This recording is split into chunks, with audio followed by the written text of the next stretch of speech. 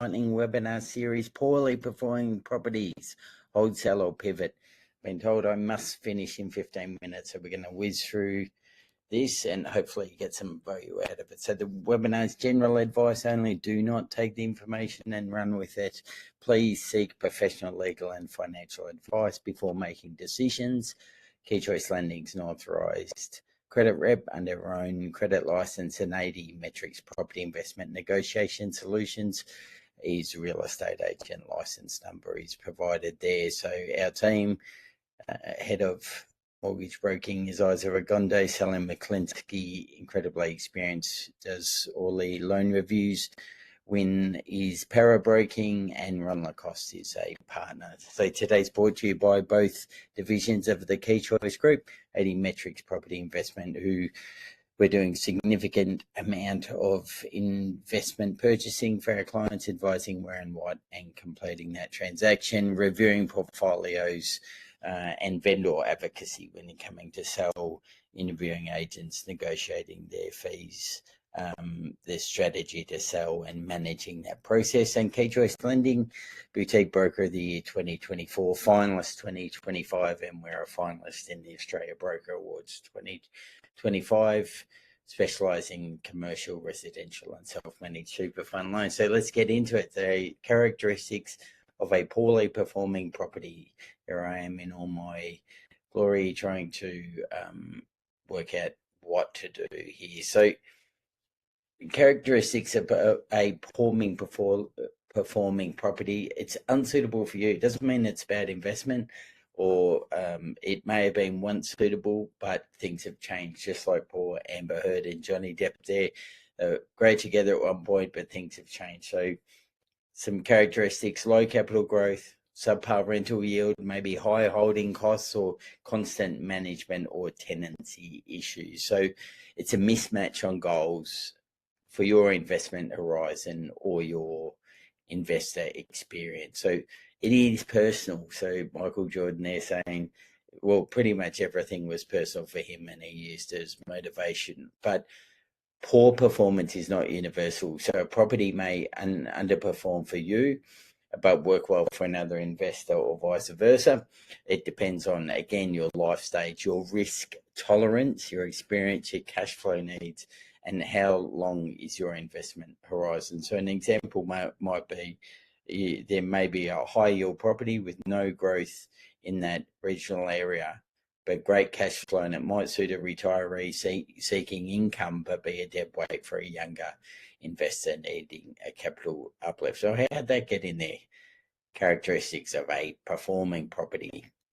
So it aligns, it's the inverse of what we've discussed. So it aligns with your financial goals, strategy, and your profile. So maybe it's strong for looking for capital growth. It's got a reliable yield and rental demand, manageable costs and low vacancy, alignment with your life stage and portfolio structure, matches on goals, investment horizon, and your investor experience.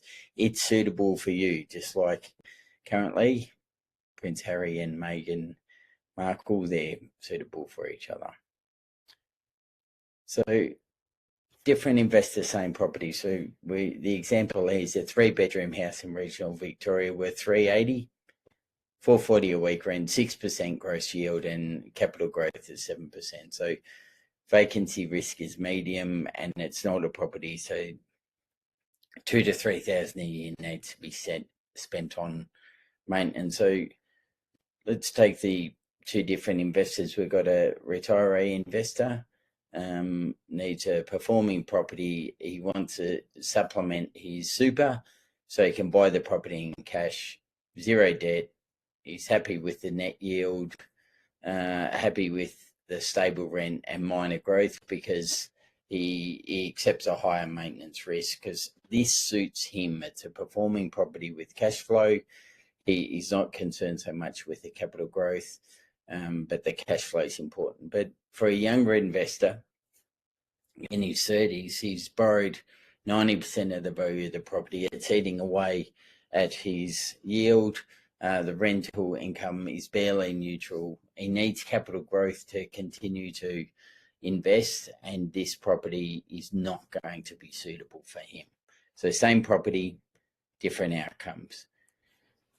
Got an example here of some projections we've got for two different areas. So this one, it's an area in Victoria, and you can see typical price change here on the right hand side. 1 month 0.43%, one first quarter 1.35%, and first year 5.44% return. Then but between year 1 and 3 there's only 6.39% growth in total. So then it spikes a bit between years 3 and 5 up to 34%, but then huge growth between the 5th year and the 10th year. So great outcome over 10 years. But if you're looking for some capital growth to duplicate your property investment strategy, well, this is not the property for you. If you're looking for something to set and forget and it's a long-term hold, you don't want to buy another property in the interim, this property may well be for you. We're comparing it to another area, Nori Tapa, I can never get it right. It means meeting place, I think. But anyway, in South Australia. So this is going to get significant growth in, say, year 1, 10%, year 3, 45% growth. Well, year 5, it's grown 82% in value. So if you're comparing the two properties, definitely if you want a capital growth, this would be a preferred area. These are best guess projections, and projections are a guess, but we've got significant statistical analysis that goes into where we think property is going to end up. So after year 5, you'd be a long way ahead, but by year 10, 116% in capital growth, you're actually worse off than the previous example, but this may be better for someone who's looking to get in quick capital growth and then maybe revisit that after year 5. So sunk cost fallacy, essentially it's saying whatever's happened in the past, all your blood, sweat and tears, you are where you are now, and there's nothing that can be done about the past. So you need to make your best decision moving forward based on the position you're in. So I understand it's tough, you put a lot of time, energy, money into something, but you need to rule a line and say, today, what's the best decision I can make? Well, lesson. So whether you're in a great position, a position where you need to pivot or sell and buy or whatever it may be, you need to understand the lesson. So did you fail to forecast maintenance costs where you're emotionally sold? Was your risk profile mismatched? Or the inverse could be right too. So you might be really happy with where you're at. You may have got lucky. You might have purchased on emotion but got lucky. So you think, oh, well, got away with that one. Let's look at some of the data the next time. But smart investors reflect and learn, not just react. So don't be fooled by someone else's success, be that neighbour. I often get my neighbour's done this or that or the other, and if I get to speak to them, oftentimes is not everything is as it seems. So your Instagram snapshot, flashy renovations, big valuations, etc., can hide high leverage, deferred maintenance costs and negative cash flow with poor exit strategies. So not everything can be as it appears, as that guys might say, I own a Lamborghini, but it is in very poor condition. Next, opportunity cost. So what's the opportunity cost of what you're about to do? So if you hold on too long out of pride or hope, you can miss opportunities, ignoring actual versus projected maintenance. So you really need to have a buffer factored in for those maintenance costs. You can't have it all. So the myth of set and forget is exactly that, a myth. High growth and high yield, they work opposite one another, so you can balance it out as best as you can. But essentially, you're driving one or the other. It's very difficult to drive two at the same time. Procrastination, doing nothing, is still a decision, but often a costly one. So best to sit down and work out exactly where you're at and what to do next. So opportunities cost is real. So the money could be doing else, could be doing better elsewhere. And if you're not taking action, then that is the cost of not moving. So red flags. So choosing the wrong partners, being mismatched with your goals or skills, transitioning to property development without completely understanding what's involved there, and or maybe that your investment horizon short and you can take this massive property development risk that could jeopardize your future.